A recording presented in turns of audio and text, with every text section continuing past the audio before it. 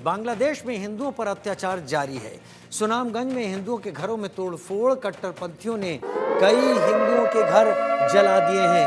4 अगस्त के बाद से अब तक 200 मंदिरों पर हमला हो चुका है। बड़ी खबर इस वक्त आ रही है, इस्कॉन पर जगह जगह हमले हो रहे हैं, कई हिंदू मारे गए हैं। बांग्लादेश में हिंदुओं पर अत्याचार जारी है। सुनामगंज में हिंदुओं के घरों में तोड़फोड़ हो रही है।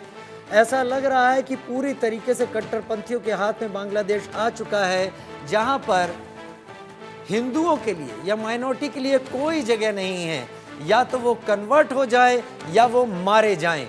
इस्कॉन पर जगह जगह हमले हो रहे हैं, कई हिंदुओं को मार डाला गया है। मोहम्मद यूनुस सरकार पूरी तरीके से आंख बंद की है और मोहम्मद यूनुस केवल एक बात बोल रहे हैं, ये प्रोपोगेंडा है। लेकिन आ रही तस्वीरें बहुत कुछ बताती हैं।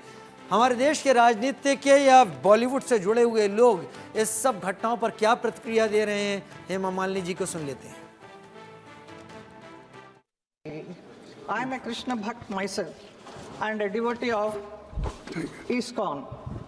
कृष्ण हमारे हृदय में है और मैं उनकी पावन नगरी मथुरा की प्रतिनिधि हूँ और इस सदन में हूँ।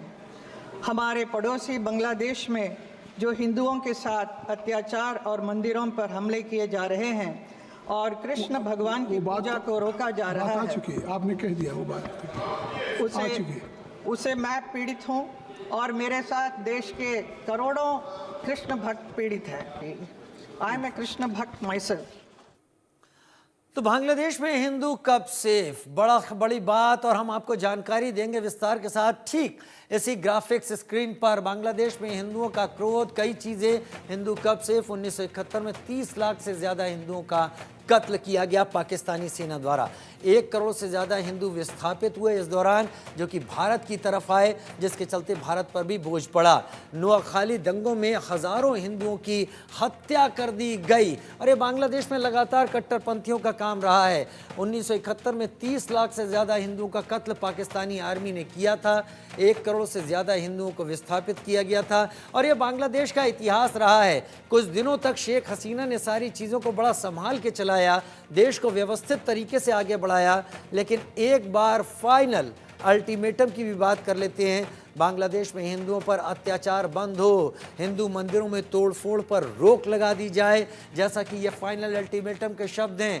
कहां से दिया गया? चिन्मय प्रभु समेत दूसरे संत फौरन रिहा हों। अजीब बात है, एक को रिहा किया जाता है कि बांग्लादेश के झंडे का अपमान किया गया। दरअसल वो झंडा बांग्लादेश का था ही नहीं, और जो संत उनसे मिलने आते हैं उन्हें भी गिरफ्तार कर लिया जाता है। तो बांग्लादेश को फाइनल अल्टीमेटम, लेकिन जुल्म की इंतहा भी हम आपको बताएंगे। बांग्लादेश क्यों? बांग्लादेश में हिंदुओं के घरों में तोड़फोड़ हो रही है। ऐसा लग रहा है कि तबाह कर देना चाहते हैं हिंदुओं को। सुनामगंज में हिंदुओं के घरों को जला दिया गया है। मंदिरों के तो खैर क्या ही कहने, वहां पर वो लोग मानते ही नहीं हैं कि ये बुत हैं, ये बुत परस्त हैं, ये लोग मूर्ति पूजक हैं और इनकी यहाँ कोई जगह नहीं है। हर छोटा बच्चा, बड़ा, हर कोई इस वक्त धर्मांधता में बांग्लादेश में लीन है। साथ वालों को खत्म कर देने पर आमादा है।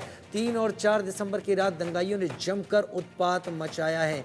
बांग्लादेश में हिंदुओं के घरों में तोड़फोड़, लेकिन अत्याचार की भी बात कर लेते हैं। ये अत्याचार है जो बांग्लादेश है, ये वो बांग्लादेश है जिसे बनाया ही भारत ने है। तालिबानी हुकूमत आ चुकी है, अब वहाँ पर लड़कियों को बुरी तरीके से जलील किया जा रहा है। भारत में गुस्सा है, विरोध प्रदर्शन हो रहे हैं, हिंदुओं के लिए एकजुट अब दुनिया हो रही है। लेकिन ये शख्स मोहम्मद यूनुस जो दिखाई पड़ रहा है, इसे नोबेल प्राइज मिला है और शांति का।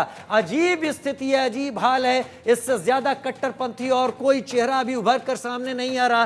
तालिबान भी शायद इससे ज्यादा नरम कहा जा सकेगा, जिसने पूरी तरीके से आंखें मूंद रखी हैं। और इस शख्स से अगर सवाल पूछा जाए मोहम्मद यूनुस से हो क्या रहा है, तो जवाब एक ही है, प्रोपेगेंडा है। लेकिन तस्वीर बताती है कि ये शख्स आंख मूंद कर ऐसे अतिवादियों को शह दे रहा है, बढ़ावा दे रहा है।